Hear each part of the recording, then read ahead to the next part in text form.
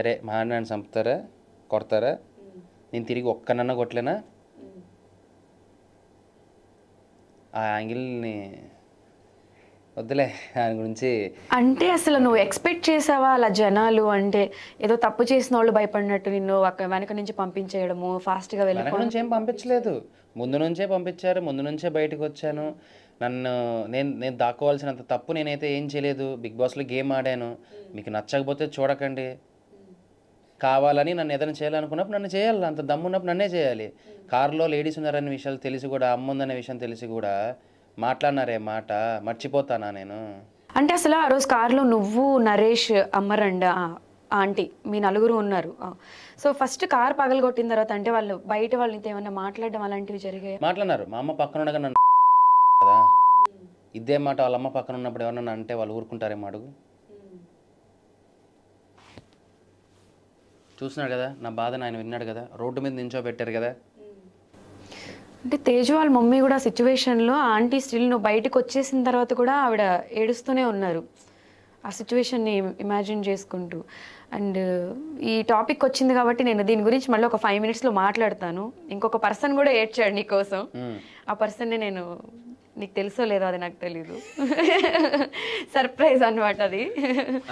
So అసలు అప్పుడు ఆ మినిట్ నీకు ఆ ఫీల్ ఎలా ఉంది ఆ కారు పగలగొట్టినప్పుడు? దాని గురించి అసలు నువ్వు కంప్లైంట్స్ ఏమి ఇవ్వకుండా ఆ కారు ఎక్కిన వాడు దొరికాడు, కారు నేనే పగలగొట్టా అని మాట్లాడిన వీడియో కూడా నీ దగ్గర ఉంది. దాని తర్వాత అంటే నువ్వు లీగల్గా ఏం యాక్షన్ తీసుకోకపోవడానికి రీజన్? పంపించిన వాళ్ళకి సిగ్గులేనప్పుడు వీళ్ళని చూసి వీళ్ళ మీద కేసు పెట్టి నేనెందుకు నాకున్న ఇండివిజువాలిటీ పోగొట్టుకోవాలి? డబ్బులు తీసుకుని వాళ్ళ పని వాళ్ళు చేశారు కదా, చేయని అంతే. సో ఇప్పుడు నువ్వు ఎవరైతే నా ఫ్రెండ్స్, నా టీము, మేమంతా ఒకటి అనుకున్న వాళ్ళు రీసెంట్గా ఇన్స్టాగ్రామ్, యూట్యూబ్లో ఒక వ్లాగ్ చేసి ఒక కమెంట్ పెట్టారు, ఒక ఫోటో పెట్టి, దాంట్లో నువ్వు లేవు. అదేంటో నువ్వు కూడా చూసే ఉంటావు, నేను నేమ్ మెన్షన్ చేయను. సో దాని గురించి ఏం చెప్తావు? అంటే నువ్వు ఎంతో సపోర్ట్. పక్కవాడి ట్యాగులు, పక్కవాడికి మంచి పేరుంది, కొందరిని వాడుకుంటే మనం పాజిటివ్ అవుతాము, కొందరిని పెట్టుకుని నెగిటివ్ అయిపోతాము అనే వాళ్ళకి నేనేం చెప్పలేను. నేను అలా ఎప్పుడూ లేను, అలా ఉండలేను. నన్ను పెట్టుకుంటే నెగిటివిటీ అవుతుంది అనుకుంటే నో ప్రాబ్లం. కానీ ఎవడినో వాడుకొని పైకి రావాలి అనుకోవడం మాత్రం ఎక్కువ రోజులు జరగని పని. అది ఎక్కువ రోజులు జరగని పని.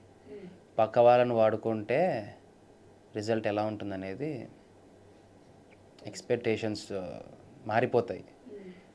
అలాంటి ఒక రిజల్ట్ నాకు అసలు అవసరం కూడా లేదు.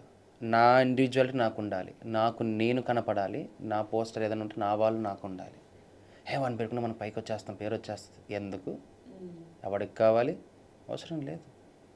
లెట్ దెమ్ యూజ్, అవసరం లేదు. నన్ను అలా పక్కన పెట్టడమే మేలు, నందు బాగుంది నాకు. ఐఎమ్ యూనిక్ అంతే. ఓకే. సో ఒక యూట్యూబర్ నీ గురించి ఒకటి మాట్లాడుతూ అమర్ బయటకు వస్తే అమర్ మొహం మీద వాటర్ కొడతా అని చెప్పి ఒకటేదో ఈ వీడియో చూస్తా. యా, నేను అది చూశాను.